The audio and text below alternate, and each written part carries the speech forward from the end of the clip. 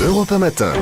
C'était il y a pile 20 ans, jour pour jour. À 9h27 du matin, un homme cagoulé entrait dans la maternelle de Neuilly-sur-Seine et prenait en otage d'abord 21 enfants et leur institutrice. 48 heures qui ont bouleversé la France, 48 heures qui se termineront par la mort de celui qui se faisait appeler HB, Human Bomb. Europe 1 Matin vous fait revivre ces 2 jours de 1993 avec un protagoniste inattendu. Jean-Pierre Abou, bonjour. Bonjour. Vous étiez à l'époque journaliste pour TF1. Vous êtes le seul journaliste à avoir pu pénétrer dans l'école, à avoir rencontré HB, comme il se faisait surnommer. Est-ce que 20 ans après, cette affaire vous hante toujours ?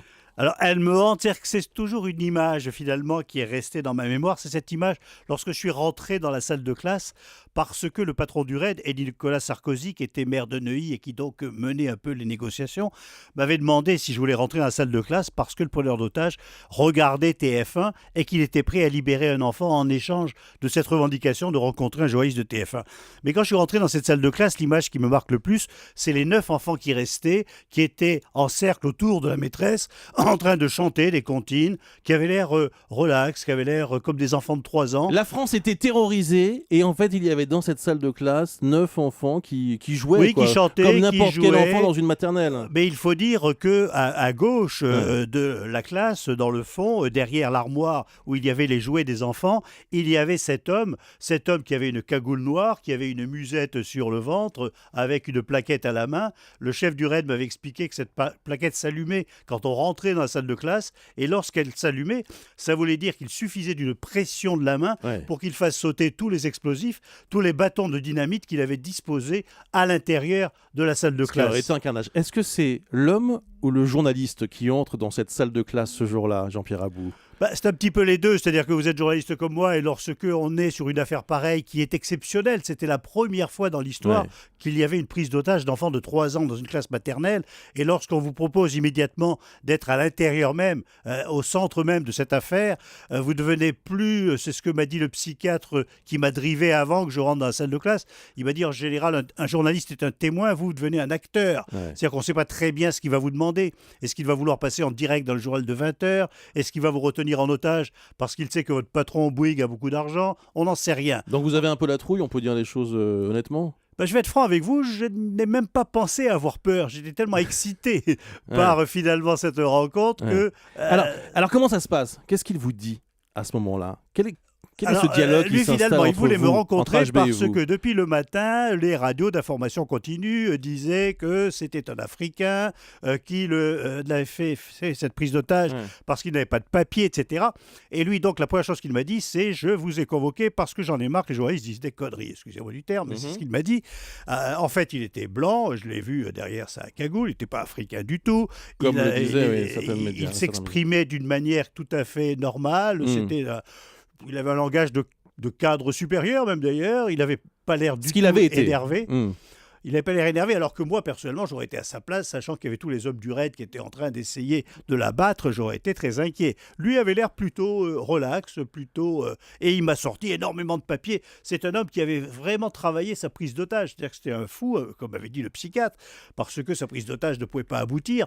Mais en même temps, il a tout préparé, il voulait sortir en direct pendant le journal de 20h, parce que pensait-il que s'il était en direct et que des millions de Français le regardaient, les hommes du RAID n'oseraient pas l'abattre. Jean-Pierre Abou, combien de temps avez-vous passé avec Human Bomb ? J'ai dû passer entre 10 et 12 minutes. 10 et 12 minutes. Vous sortez à ce moment-là. Est-ce que vous êtes débriefé d'ailleurs par les hommes du RAID ? Immédiatement.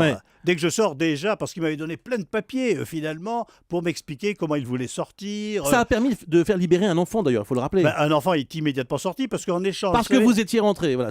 Il y avait un deal entre les hommes du RAID et le preneur d'otage, c'est-à-dire qu'à chaque fois qu'il a une revendication, il veut une radio, d'accord, mais il libère un enfant. Il veut un journaliste, d'accord, mais il libère un enfant. Donc moi, quand je suis rentré, un enfant a été libéré. Laurence Dreyfus, la maîtresse, est sortie avec un enfant. Et dès que je suis sorti, alors que j'avais plein de feuilles que m'avait donné HB en m'expliquant expliquant comment il voulait sortir, qu'il s'appelait Human Bomb, qu'il avait fait déjà une explosion à Neuilly la semaine d'avant, etc.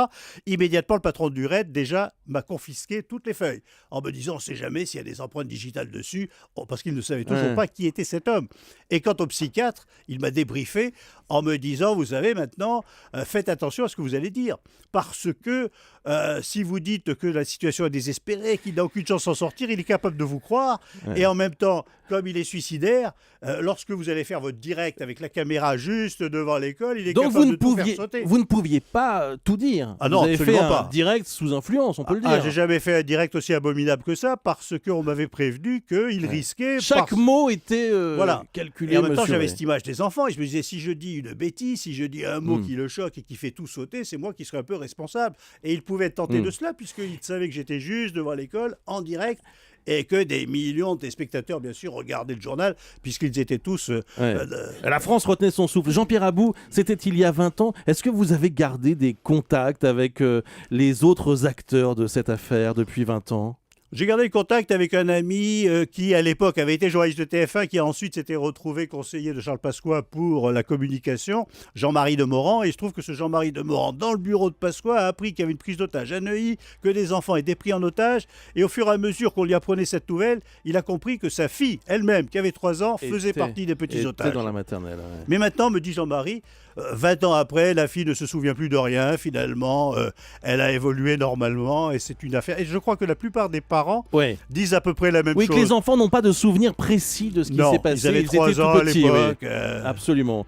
Quelle histoire. Je rappelle que vous avez d'ailleurs écrit un livre sur cette affaire, 46 heures qui ont bouleversé la France. Ça a été publié chez Calman Lévy et ça a été un choc évidemment pour tout le pays. C'est la raison pour laquelle on voulait vous en reparler. 20 ans déjà, la maternelle de Neuilly. Merci pour votre témoignage, Jean-Pierre Abou. Merci d'avoir été avec nous ce matin.